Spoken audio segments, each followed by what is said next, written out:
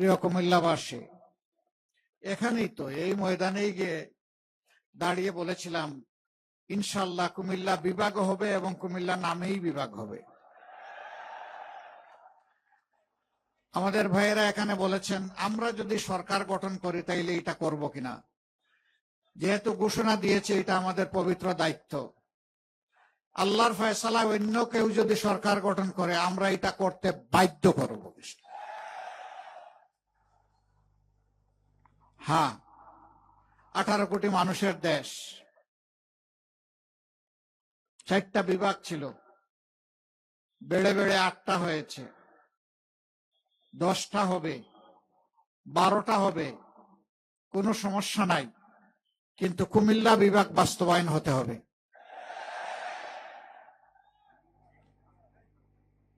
দুই নম্বর বিমানবন্দরের কথা বলা হয়েছে, এখানে একটা ইপিজেড আছে।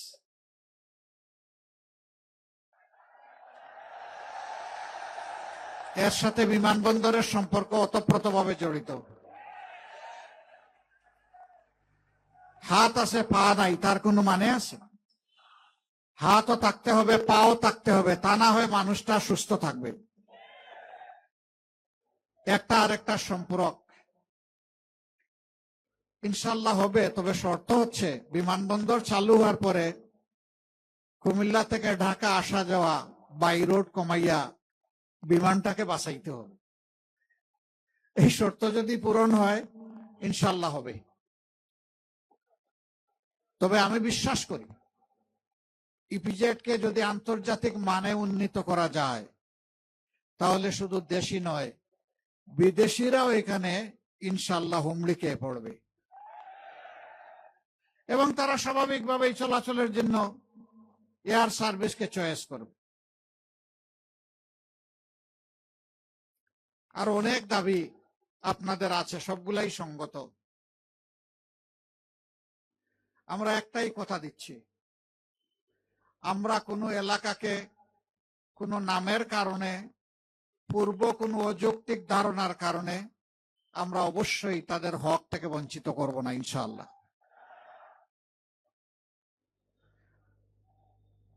আগে যারা সরকার চালিয়েছেন তাদের অনেক দুঃখ বেদনা ছিল। কার বিরুদ্ধে ভাই বলছেন? কুমিল্লার বিরুদ্ধে ছিল না? কার বিরুদ্ধে একটু বলতে পারবেন আমাকে? একটা পরিবার, একটা গোষ্ঠী, একটা দলের কিছু মানুষ ছাড়া সারা দেশের জাতির বিরুদ্ধে তারা প্রতিশোধ গ্রহণ করেছে। আমরা ওই প্রতিশোধের রাজনীতিতে নাই। যে প্রতিশোধের রাজনীতি আমাকে কষ্ট দিয়েছে, দেশবাসীকে কষ্ট দিয়েছে, ওই প্রতিশোধের রাজনীতিকে আমরা হারাম মনে করি। রাজনীতি রাজার নীতি নয়, রাজনীতি ইনশাআল্লাহ হবে নীতির রাজ। সুনীতি দিয়ে ইনশাআল্লাহ দেশ পরিচালিত হবে। বলবেন যে আশ্বস্ত হব কিভাবে? সবাই তো বলে, কিন্তু যেই যায় লঙ্কায় সেই হয় রাবণ। আপনারা যে কথা দিয়ে কথা রাখবেন তার প্রমাণ কি? প্রমাণ আছে। 15.5 বছর সমস্ত বিবেকবান বাংলাদেশী নাগরিক, বিশ্বের বিবেকবান মানুষ স্বীকার করতে বাধ্য হবেন এই সময়কালে পুরোটা সময় জুড়ে সবচেয়ে মজলুম দলের নাম হচ্ছে বাংলাদেশ জামাত ইসলামী। আর কোন দলের সিরিয়ালি ক্রমিক ধরে 1 থেকে 11 সিনিয়র নেতাকে খুন করা হয় নাই। আর কোন দলের অফিস মাসের পর মাস, বৎসরের পর বৎসর তালাবদ্ধ করে রাখা হয় নাই। আর কোন দলের নিবন্ধন কেড়ে নেওয়া হয় নাই। আর কোন দলের প্রতীককে হজম করার চেষ্টা করা হয় নাই। আর কোন দলকে বেদিশা হয়ে শেষ পর্যন্ত নিষিদ্ধ ঘোষণা করা হয় নাই। আর কোন দল বলতে পারবে না তাদের একজন নেতার বাড়িও বুলডোজার দিয়ে ভাঙ্গা হয়েছে। এটি একমাত্র জামাত ইসলামী। গুম কমিশনের রিপোর্ট দেখেছেন। আমরা কথা কম বলি আর সবর বেশি করার চেষ্টা করি। এই রিপোর্টে উঠে এসেছে সবচেয়ে বেশি গুমের শিকার হয়েছে বাংলাদেশ জামাত ইসলামীর লোকেরা। এত কিছুর পর আল্লাহ রাব্বুল আলামিন শহীদানের রক্ত আর মজলুম জনগণের চোখের পানি কবুল করে আমাদের বুকের সন্তান যুব সমাজের নেতৃত্বে 24 আগস্টের বিপ্লব যখন সফল হলো, যেটাকে আমরা 36 জুলাই বলে থাকি, সেদিন প্রথমেই আমরা উচ্ছ্বাস প্রকাশ করলাম না, আমরা মিছিলে উত্তাল হলাম না, স্লোগান দিলাম না, আমরা আল্লাহ তাআলার এই নিয়ামতের জন্য সেজদায় পড়ে শুকরিয়া আদায় করলাম।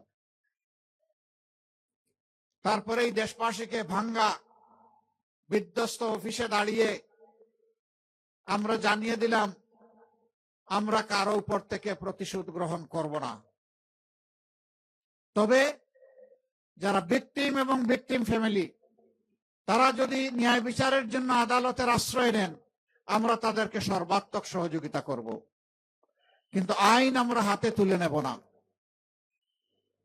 আমরা কথা দিলাম আর্থিকভাবে আমাদের চাইতে ক্ষতিগ্রস্ত আর কেউ হয় নাই, কিন্তু তাই বলে আমরা কারো কাছ থেকে চাঁদা নেব না, চাঁদাবাজি করব না, কারণ চাঁদা ভিক্ষার চাইতেও নিকৃষ্ট। ভিক্ষা হালাল, কিন্তু চাঁদা হারাম। আমরা কথা দিয়ে কথা রেখেছি। আমরা বলেছিলাম আমরা মামলা দিয়ে নিরীহ মানুষকে হয়রান করব না, মামলা বাণিজ্য করব না, আমরা করি নাই। আমরা আমাদের কথা রেখেছি। আপনারা শুনে অবাক হবেন, সারা দেশে হাজার হাজার লাখ লাখ মামলা আমরা চাইলে করতে পারতাম, খুবই অল্প সংখ্যক মামলা করেছি। এর মধ্যে 8টা মামলায় আসামি মাত্র 1 জন করে, কারণ আমরা বলে দিয়েছিলাম একজন নিরীহ নাগরিক যেন আমাদের মামলার আসামি না হয়। দ্বিতীয় জন খুঁজে না পাওয়ার কারণে একজনকে আসামি করা হয়েছে। আমরা জানি না ন্যায় বিচার পাবো কিনা, কিন্তু আমরা নিশ্চিত আদালতে আখেরাতে ন্যায় বিচার পাবো ইনশাআল্লাহ।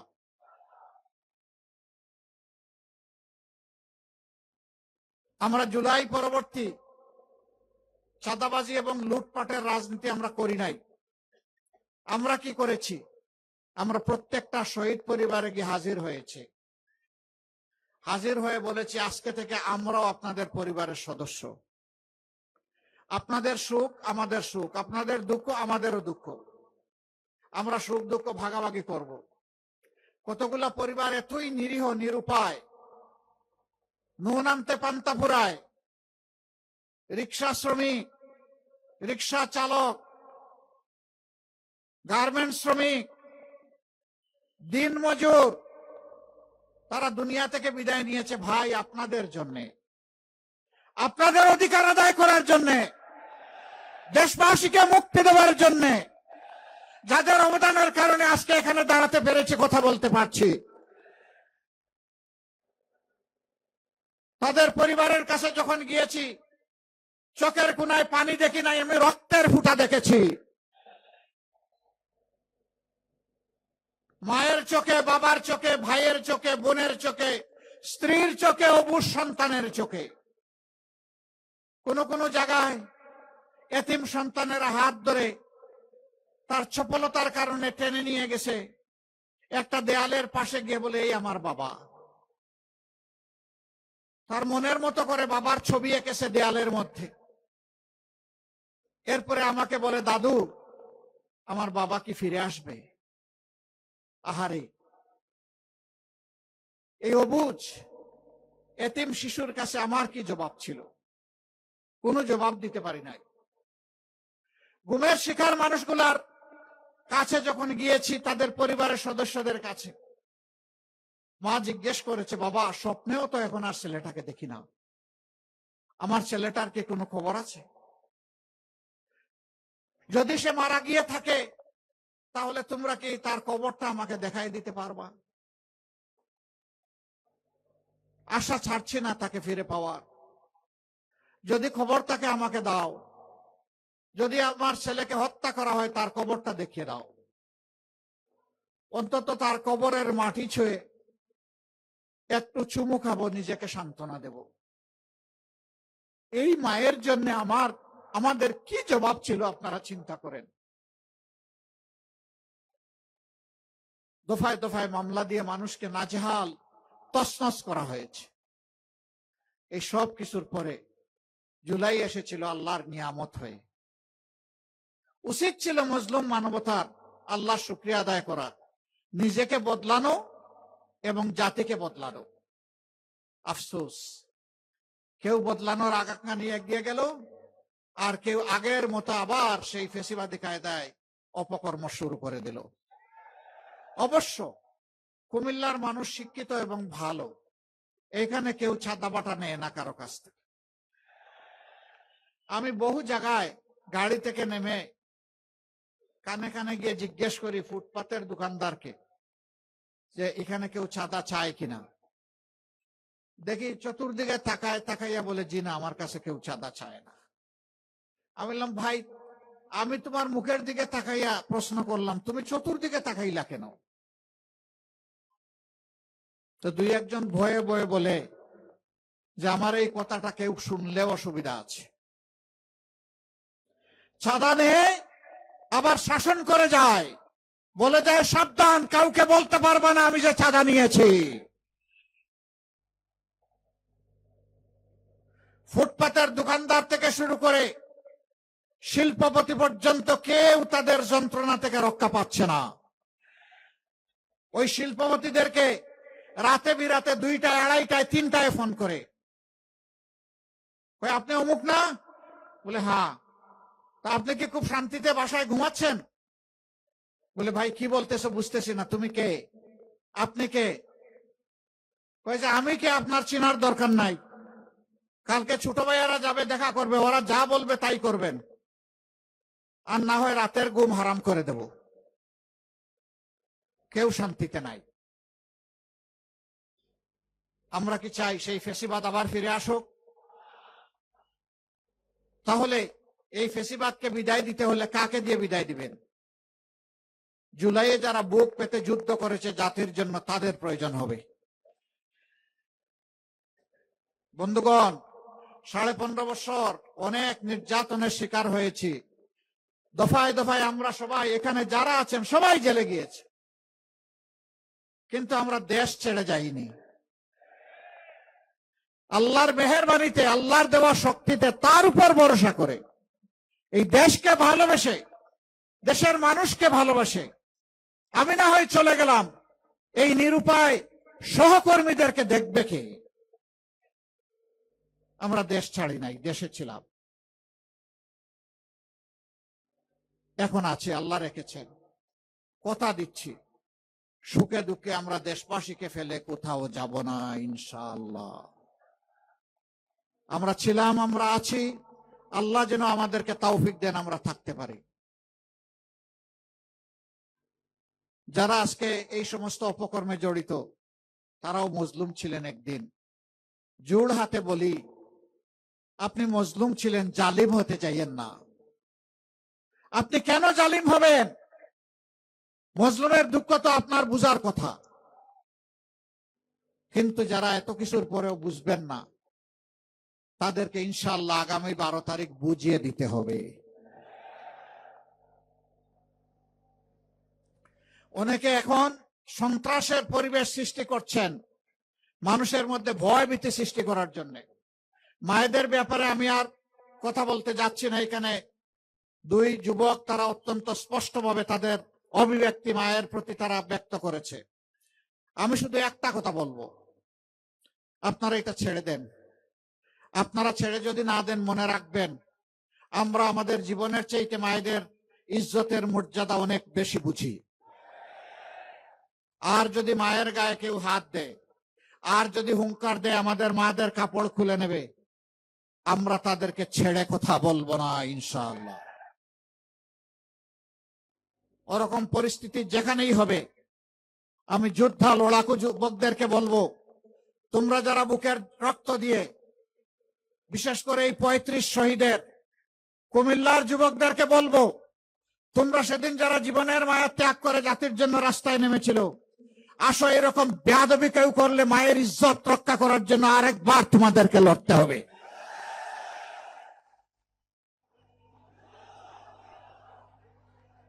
বহু জায়গায় ভয় ভীতি দেখানো হচ্ছে, বলা হচ্ছে অমুক মার্কায় ভোট না দিলে ভোট সেন্টারে যাবেন না, গেলে খবর আছে। আমি মাদেরকে বিশেষভাবে বলবো, তাদেরকেই ভয় দেখানো হচ্ছে। আপনারা ওই মা যারা শরীফ উসমান হাদিকে জন্ম দিয়েছেন, ওই মা যারা আবরার ফাহাদকে জন্ম দিয়েছেন, ওই মা যারা আবু সাইদকে জন্ম দিয়েছেন, যে আবু সাইদ বলেছিল হয় আমার অধিকার দে, না হয় আমাকে একটা গুলি দে। আপনারা সেই মা। যদি কেউ ভয় দেখাতে আসে, চোখে চোখ রেখে বলবেন এটি আমার অধিকার, এটি আমার দায়িত্ব, ভোট দিতে আমি যাব, তুমি পারলে ঠেকাবা। ওরা বিড়ালের মতো পালাতে বাধ্য হবে ইনশাআল্লাহ। আমরা আছি, আমরা আছি, মায়েদের সাথে আছি। একটা ক্লাস আজকে সামান্য মানবতা এবং ভদ্রতা ভুলে গেছে। আজকে আমি ফেনীতে গিয়েছিলাম, শহীদ পরিবারের মা এবং বাবারা, ভাইয়েরা, বোনেরা সেখানে এসেছিল, সন্তানরা এসেছে। আমি তাদের প্রতি সহানুভূতি জ্ঞাপন করার এক পর্যায়ে একজন বয়স্কা মা হঠাৎ করে এসে আমাকে জড়ায় ধরছেন। উনি কান্না শুরু করেছেন। আমি তো তাকে ছুঁড়ে মারতে পারি না, তিনি তো জাতির মা, আমার মা, তাকে সম্মান করা আমার দায়িত্ব। সেটা নিয়ে এক শ্রেণীর ইতর দেখলাম বুলিং শুরু করেছে। তোদের কি মা নাই? জুলাইকে তোরা স্বীকার করিস না? যদি জুলাইকে ধারণ করিস, তাহলে এমন একজন মাকে কেন তোমরা অপমান করছিস? সম্মানিত বন্ধুগণ, এখানে যুবকরা আছেন, আমরা স্পষ্ট বাতায় বলছি, কোন যুবকের হাতে কোনো বেকার ভাতা আমরা তুলে দেব না। আমাদের যুবকরা বেকার ভাতা খাওয়ার জন্য লড়াই করে নাই, তারা লড়াই করেছে তাদের কাজের অধিকার পাওয়ার জন্য। আমরা প্রত্যেকটা যুবকের হাতকে দেশ গড়ার কারিগরের হাতে পরিণত করব ইনশাআল্লাহ। প্রত্যেকটা মেয়ের হাতকে আমরা দেশ গড়ার কারিগরের হাতে পরিণত করব। তারপরে মর্যাদার কাজ তাদের হাতে তুলে দেব। সেদিন প্রত্যেকটা নাগরিক, যুবক যুবতী বলবে আমি বাংলাদেশ। আমাকে দেখে চিনে নাও বাংলাদেশ কি। আমরা সেই সম্মানের জায়গায় যুব সমাজকে বসাতে চাই। যুব সমাজ প্রস্তুত? যারা যুবক হাত তুলেন। ও মা, সবাই তো দেখি যুবক। তাইলে যাও, আমিও তোমাদের সাথে যুবক ইনশাআল্লাহ।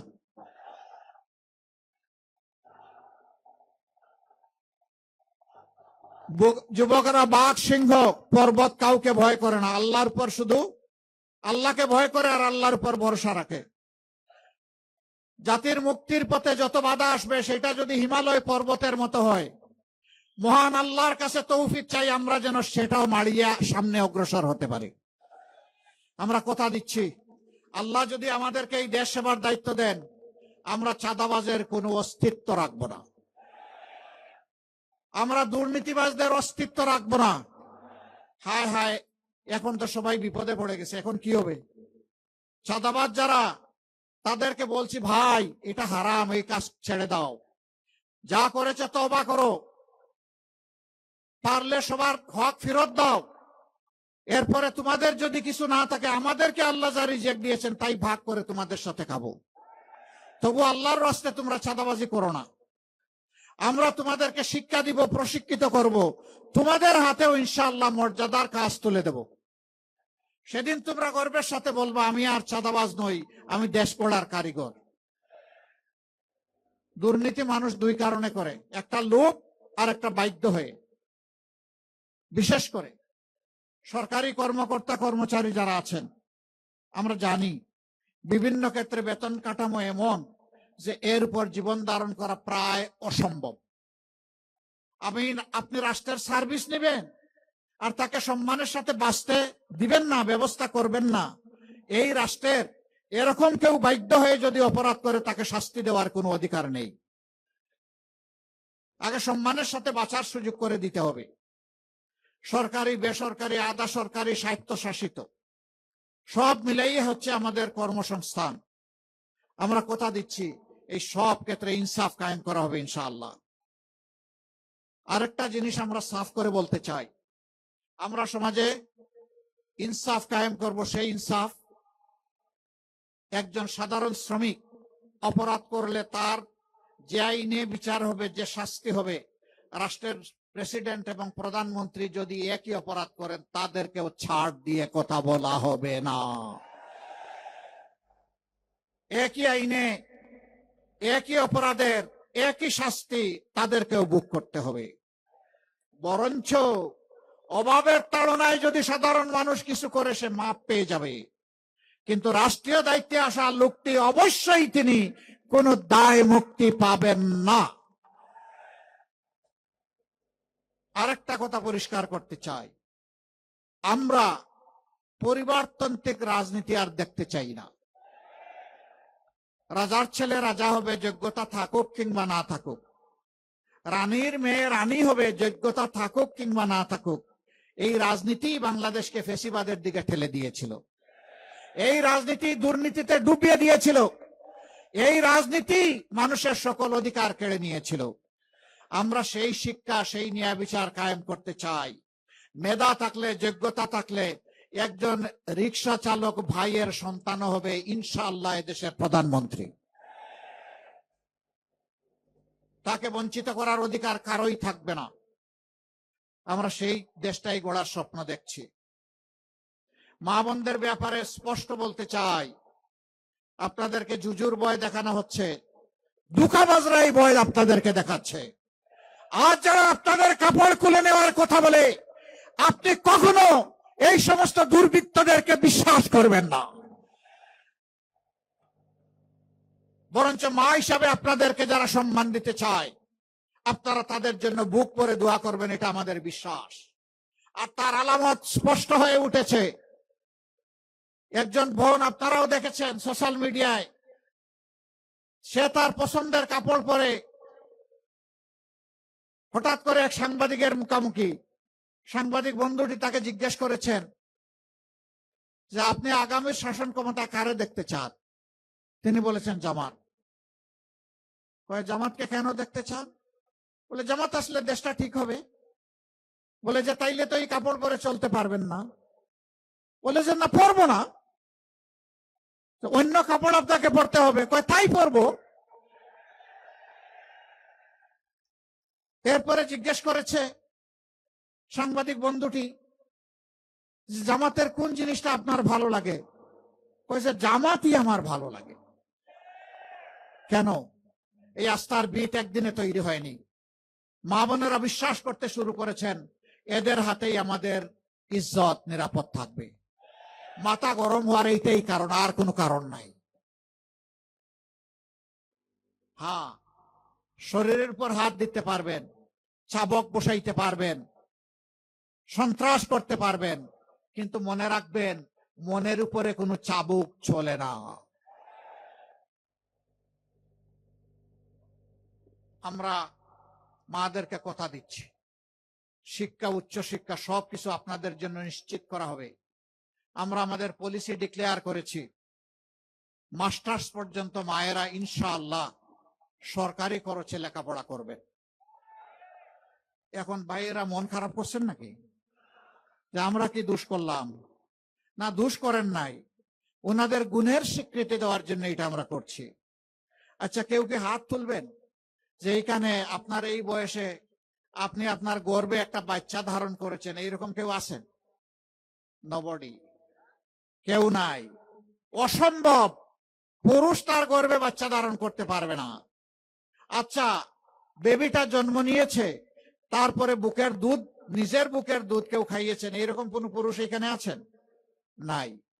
তাইলে মা, মার তুলনা মা, আবার বলবো মায়ের তুলনা মা, মায়ের তুলনা অন্য কারো সাথে হবে না। এই জন্যই মাকে সম্মান করতে হবে। তাই মায়েরা ঘরে থাকবেন ইনশাল্লাহ ইজ্জত এবং নিরাপত্তার সাথে। রাস্তায় যখন চলাচল করবেন তখন তাদের ইজ্জত নিশ্চিত করা রাষ্ট্রের দায়িত্ব হবে। আর যখন তারা কর্মস্থলে যাবেন তখন তারা ওই ডিগনিটি এন্ড সিকিউরিটি, সম্মান আর নিরাপত্তার সাথে তারা ইনশাল্লাহ কাজ করবেন। সেদিন মাও গর্ব করে বলবেন আমিও বাংলাদেশ, এই বাংলাদেশটাই চেয়েছিলাম। এই বাংলাদেশ কায়েম না হওয়া পর্যন্ত আমাদের লড়াই অব্যাহত থাকবে ইনশাআল্লাহ। এই রাষ্ট্র কোনো পলিটোক্রেটিক রাষ্ট্র হবে না। রাজনৈতিক আনুগত্য দেখে, দলীয় আনুগত্য দেখে কাউকে এখানে মূল্যায়িত করা হবে না। রাষ্ট্র হবে মেরিটোক্রেটিক। যার যোগ্যতা আছে এবং যার দেশপ্রেম আছে, সে কোন ধর্মের এটা দেখার বিষয় নয়, সে দেশের নাগরিক, এটাই যথেষ্ট। তাকে সেই জায়গায় বসিয়ে দেওয়া হবে। দল ধর্মে কোনো ব্যবধান আমরা রাখবো না। আমরা জাতিকে বিভক্ত করতে দেব না। আমরা ঐক্যবদ্ধ জাতি নিয়েই সামনে এগিয়ে যেতে চাই। প্রশাসনের বিভিন্ন স্তরে যারা আছেন তাদের প্রতি আমাদের অনুরোধ, আপনারা আবার সবার মিলেই তো বাংলাদেশ। আসুন আমরা সবাই যার যার জায়গা থেকে বিবেকের আলোকে আইনের গাইডলাইন অনুযায়ী আমরা চলি। আমরা প্রশাসনের কারো কাছে কোনো আনুকূল্য চাই না। কোন দলের আনুকূল্য না করে 18 কোটি মানুষের আনুকূল্য করুন।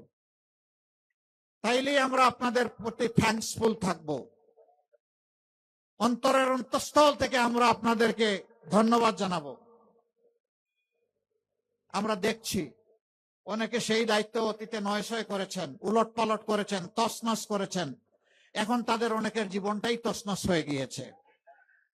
তারা এই দেশের নাগরিক, তাদের জন্য কষ্ট লাগে। কেন এই অপকর্ম করতে গেছিলেন? অন্যকে সন্তুষ্ট করতে নাকি নিজের আখের গুছাতে?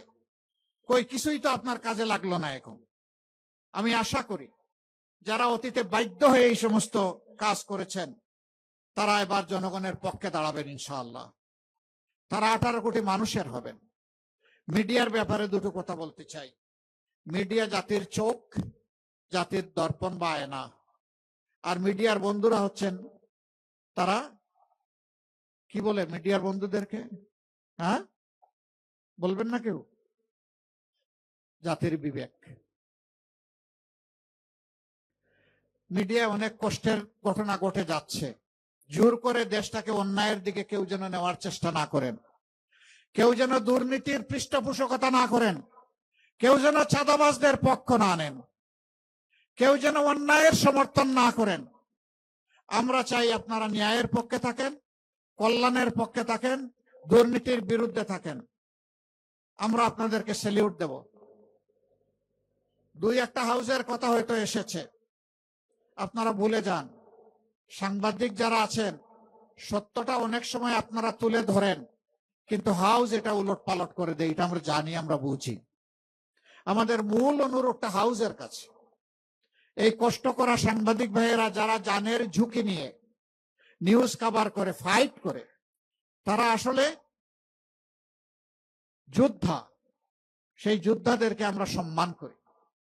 তারা আমাদের কাছে আমানত, তারা আমাদের ভাই, তারা আমাদের বন্ধু। আপনারা আপনাদের হাউস গুলাকে বুঝাবেন। হাউসের যারা নিয়ন্ত্রণ করেন, পলিসি নিয়ন্ত্রণ করেন, তাদেরকে বুঝাবেন যে আমরা তো মানুষের কাছে যাই, মানুষের সাথে চলাফেরা করতে হয়। এমন কিছু করলে যেটাতে মানুষের আস্থা উঠে যায়, মানুষের কষ্ট হয়, বিরক্তির উদ্রেক হয়, সেটা থেকে আমাদেরকে মুক্তি দিন। আমরা আশা করব, আমরাও চেষ্টা করব, আপনারাও চেষ্টা করেন। সম্মানিত ভাবে কথা আর আমি বাড়াচ্ছি না, এখানেই শেষ। আসুন, যুব সমাজের প্রত্যাশার বাংলাদেশ, জুলাইয়ের আকাঙ্ক্ষাকে ধারণ করা বাংলাদেশ, বস্তা পচা রাজনীতি পরিবর্তনের বাংলাদেশ, 13 তারিখ থেকে নতুন বাংলাদেশ। এই বাংলাদেশের জন্য আমরা দুটি ভোট দেব ইনশাআল্লাহ। প্রথম ভোটটি সংস্কারের পক্ষে, হা ভোট দেব। হা মানে আজাদি, না মানে গুলামি। এবার আপনারা বলুন, গুলামি না আজাদি? আমরা কিসে ভোট দেব? আমরা দিব সবলকে দেওয়ার জন্য উদ্বুদ্ধ করব। যারা সংস্কার চায় না, বস্তা পচা রাজনীতি চায়, আবার ফেসিবাদী কায়দায় দেশ চালাতে চায়, তারা তাদের ভূমিকা পরিষ্কার করবে, আমরা আশা করব। তারা সাহস করে বলুক যে তারা না ভোট দিব, তাও জাতি বুঝতে পারবে। আর হা ভোট দিলেও বলুক আমাদের মতো যে আমরা হা ভোট দেব। দ্বিতীয় ভোটটি হবে ন্যায় ইনসাফের পক্ষে। কুমিল্লা 11টি আসন, 300 আসনের মধ্যে 11 আসন কুমিল্লায়। আমরা এখন 11 দলের পক্ষ থেকে যাদেরকে মনোনীত করা হয়েছে এক এক করে তাদের হাতে ইনশাআল্লাহ আমরা জনতার প্রতীক তুলে দেব। আবারও বলছি, জামাতে ইসলামের বিজয় চাই না, 18 কোটি মানুষের বিজয় চাই। সেই 18 কোটি মানুষের যারা বিজয় চান এবং তাদের আমানত রক্ষা করবেন আমরা দৃঢ়ভাবে বিশ্বাস করি, এখন তাদের হাতে আমরা প্রতীক তুলে দেব ইনশাআল্লাহ। প্রথমেই কুমিল্লায়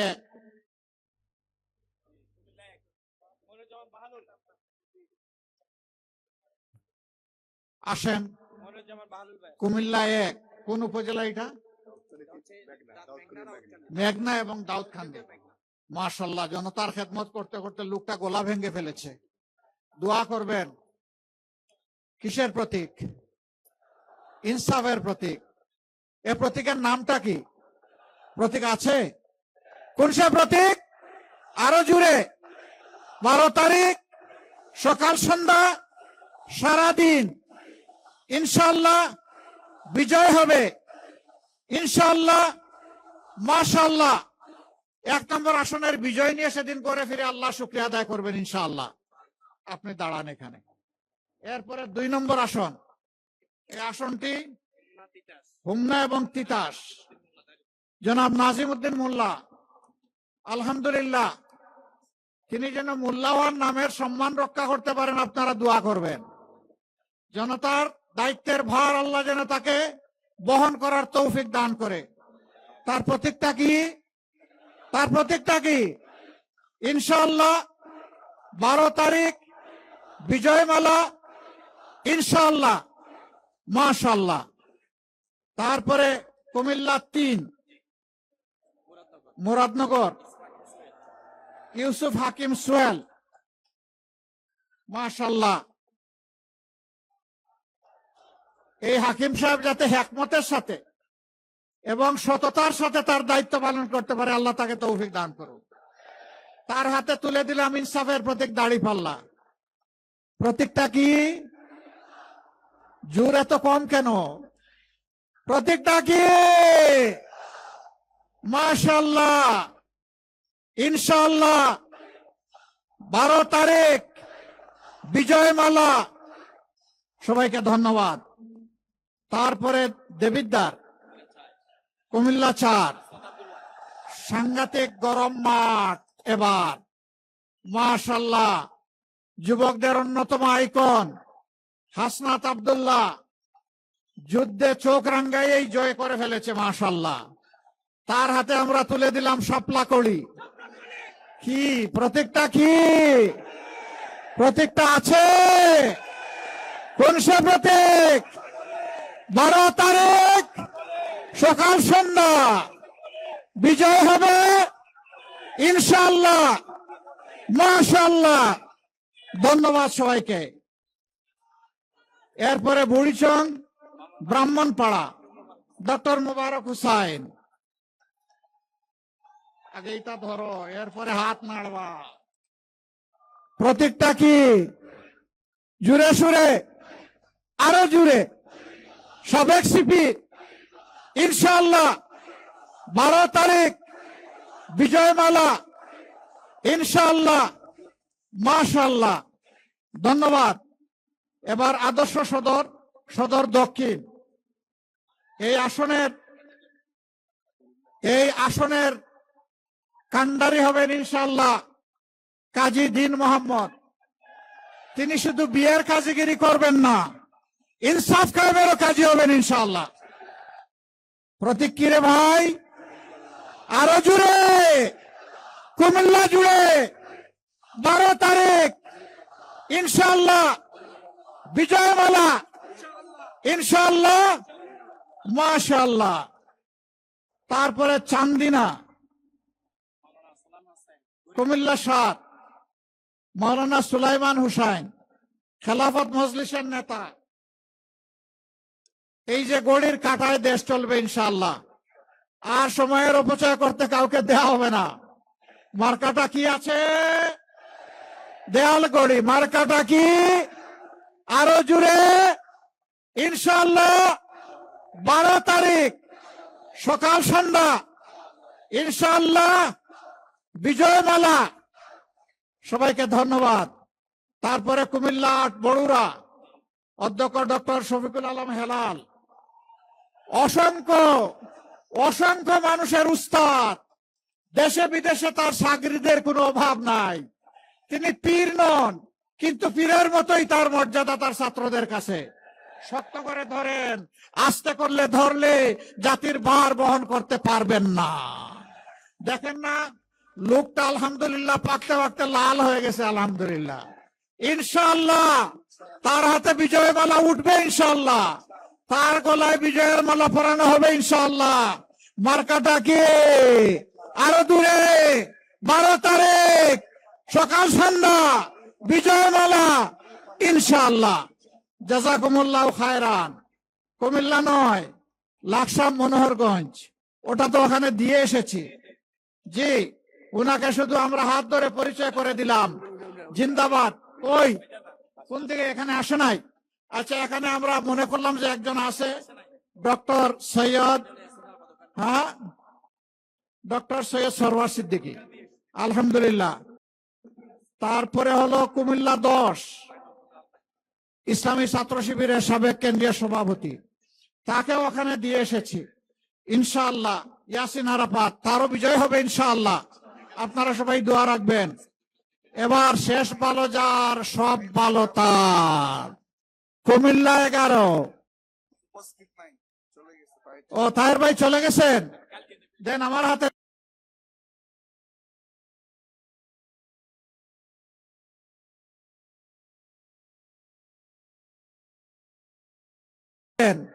আমি ডক্টর তাহের। আমি কে? সৈয়দ আব্দুল্লাহ মোহাম্মদ তাহের। মার্কা কি? আরো জুড়ে 14 গ্রামে গড়ে গড়ে 12 তারিখ বিজয় হবে, ইনশাআল্লাহ। বিপুল ভোটে তাহের ভাই জিতে যাবে, ইনশাআল্লাহ। বারাকাল্লাহু ফি হায়াতিকুম। এবার আসেন বিদায় নেই। লিল্লাহি তাকবীর, লিল্লাহি তাকবীর। ইনকিলাব ইনকিলাব, জিন্দাবাদ জিন্দাবাদ, ইনকিলাব জিন্দাবাদ। আসসালামু আলাইকুম ওয়া রাহমাতুল্লাহ।